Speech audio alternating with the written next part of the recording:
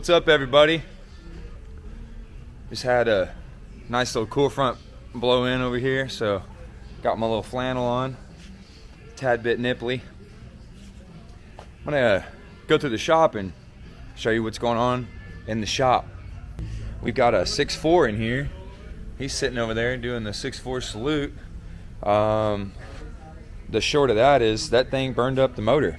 So we've got a complete drop-in unit here from Ford. This stuff's getting hard to come by. This is the last one, according to the dealer, the last one available in the country.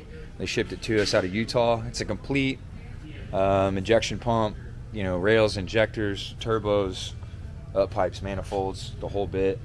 Even got the engine side harness. So we're going to be setting that in this 2010 6.4 pickup here probably next couple of days. Steven. Let's go find Steven. Hey, 12er. Yeah? What's up, bud? Oh, just budding up? yeah. I got Just budding around? Got a couple heads here. Oh. I need to head on down into there. Dadgum. Yeah, it's fun. So let's see. Do we have the pieces that came out of this still, Steven? Y'all check this out. Steven's got a little video that we filmed I think this is a bent valve. of this truck sitting here cackling around. It was crazy because this thing would run. It'd run perfect, run perfect, run perfect. You'd rev this thing up, and anytime you'd rev it up and the engine would come down, you'd hear this crazy racket coming out of this thing. And we looked over it for a while, couldn't really figure it out, and basically we had decided that it was definitely in the valve train. And so Steven started tearing it down, and he found it. And what we were looking at down here is all your clues and all your evidence of what happened here. So the truck was, customer said he was cruising down the road, threw on the exhaust brake. It's coming down a hill, it's winding down, and finally gets down into like third or second gear, and this thing's revved up pretty high, and it makes a terrible racket. And you can see what happened here. Kissed that exhaust valve into the piston, and the truck was missing really, really bad. Went by his house, Steven did, scanned it, looked at it, couldn't really tell, but we knew something was going on. It sounded kind of like an injector, but it was also really erratic. Had a P0300 multiple cylinder misfire code, so we definitely knew something was going on. And like I said, we messed with it for about 45 minutes or an hour. We were under the valve cover, stuck a hose in here, you know, trying to find out where exactly it was. We finally isolated it for sure up to this front cylinder, and in fact, when the truck came in, it had knocked the bridge off between the two exhaust valves. Do you have a bridge, Steven? I'm going to show y'all real quick how this rolls on these things. So 24 valve Cummins still use 12 tappets and 12 push rods to actuate 24 valves, and the way they do that is with a bridge like this, and it sits across here on the exhaust valves, and it sits across here on the intake valve. So it only takes one rocker arm to push those and one rocker arm to push those. Well, anyway, it came in, and this bridge was laying over here to the side. Truck was missing really bad, blowing back through the intake, and so we got it all set back up there, lashed the valves. Notice we had kind of a little excessive lash on the intake, and it was a little odd on the exhaust. It seems like we could lash it and it'd be a couple thousandths one way or the other. Well, come to find out, the top side of the exhaust push rod, the actual bucket on it, it's really hard to see on the camera, but this piece actually is kind of wobbly on there. So there's a spot where it'd get tight and a spot where it'd get loose. We didn't catch the intake push rod was bent because the exhaust bridge was the only one that fell off. So we pulled the exhaust push rod out, spun it around, spun it on the table, couldn't really tell, put the truck back together, still had a weird problem, and decided to tear this thing down because it was just this erratic noise. Steven starts tearing it down and notice, hey, got a bent intake push rod. So we knew at that point, well, we kind of hypothesized at that point that because the exhaust had lost the bridge, and the intake had bent the push rod that we definitely had valve touching piston at some point. And so, you know, it was like, kind of roll the dice, let's pull the cylinder head and see what's going on. Because typically when we had thought valve seat, but typically when this valve seat falls out of the head, it's catastrophic. They don't beat around in there and survive like ever. And so we knew we had to pull the cylinder head to see what was going on. And I'll be damned if we didn't pull the cylinder head. And the noise that we were hearing the whole time was this valve seat had lost press in the cylinder head. And sometimes it would catch and quit making noise, and other times it wouldn't, and it'd make this horrible tack pop kind of noise. And that noise was from the piston beating on this valve and pushing all this back into the cylinder head. And you can see down here on the underside of this thing, can't see really well, but this one still has the seat in it and this one does not. And these press in up into this bore, and you can see that that one just falls in. You know, I'm gonna try to show you. I've got it set up in the hole right now, but it just falls out, and it's not supposed to do that. And it also bent this valve pretty good. Let me kind of roll it so y'all can see this thing. It's really hard to tell on this freaking camera, but that valve is very wobbly. And no bueno. So that's what Steven's working on. The valve imprint, believe it or not, in that piston is going to be just fine. For what this truck's doing, this truck is basically stock power. Drags heavy. But 6-7 pistons are really strong. Like really strong. So we're not going to replace the piston in this motor. We're going to put it back together and let it ride, and it's going to run just fine. We're going to put a brand new cylinder head on this thing, which Steven has sitting right here. Getting that guy prepped up and ready to rock and roll.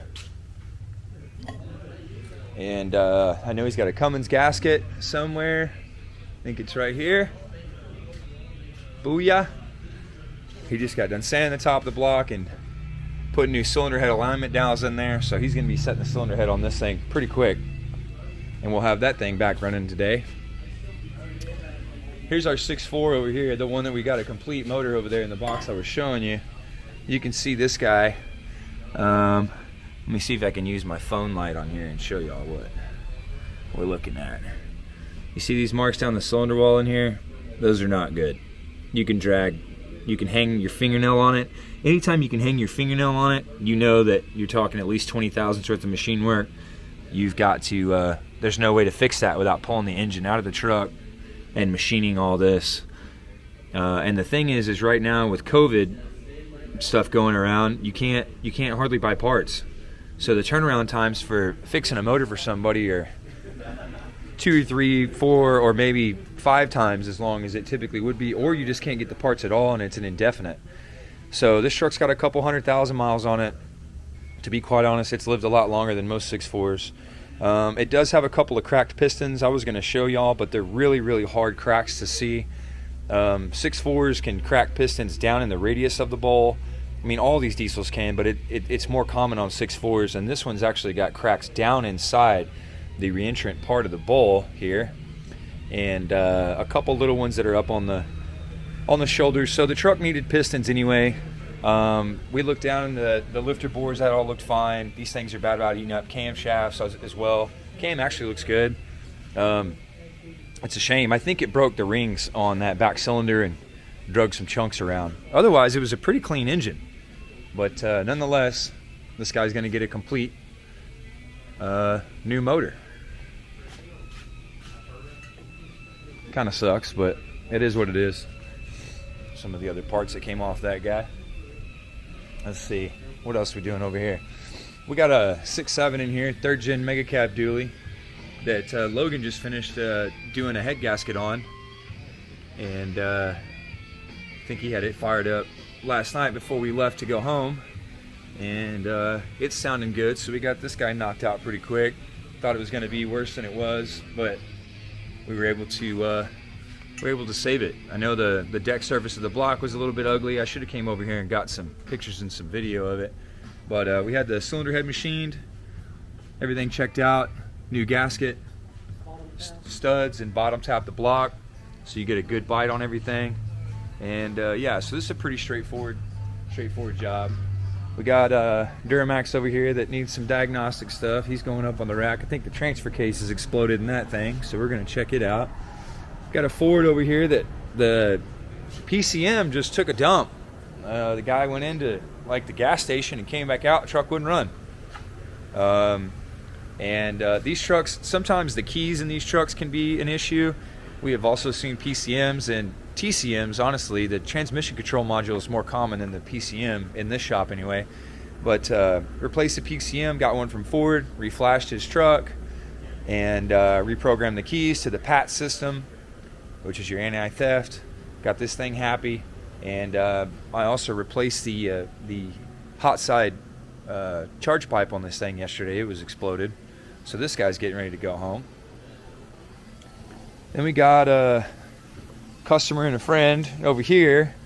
This guy had some bad luck. We ended up swapping a complete motor. This is a motor we had sitting here actually for a project. We were going to try to put this in the Travelall and kind of change directions, because this customer had a head gasket done at another shop, and we're not sure at this point if it was installation error or if there was something else that happened, but there was some serious issues with the deck surface of the block on this truck, and we really couldn't get it flat.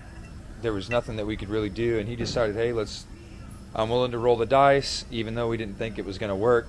We didn't really have a choice, because the top of the block had gouges in it, and we did what we could to clean that up and try to do a head gasket on this thing, and it's just no way no. So this block is, I'm not going to say it's junk, but we're going to have to find a new life for this thing.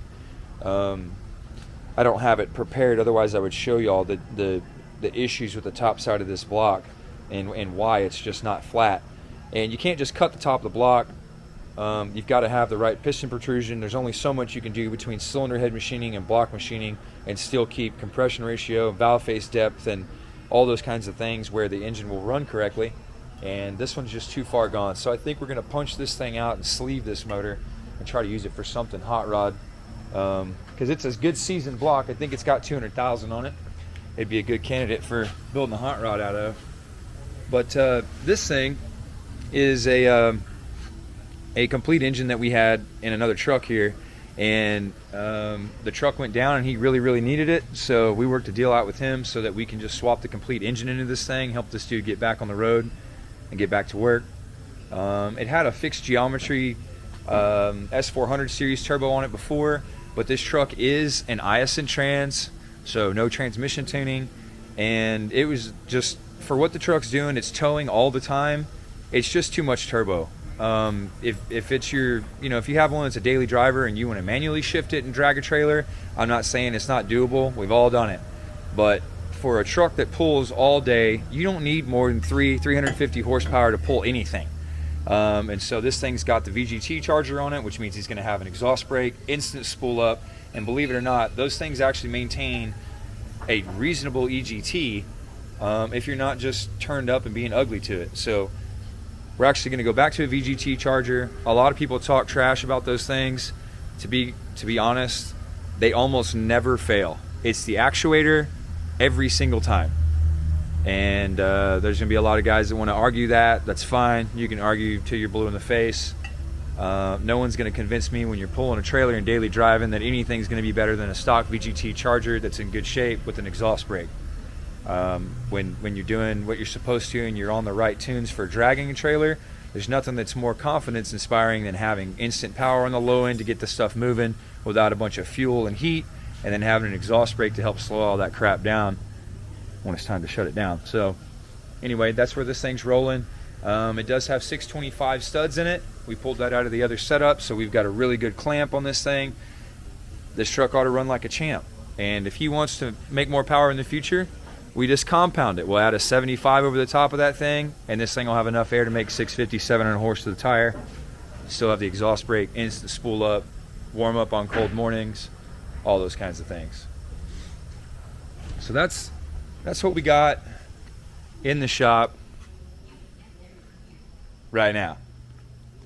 We do have some other cool stuff that's coming up here really, really quickly. We've got a big event that we sponsor that's going on down here in Kerrville at the Airport Race Wars.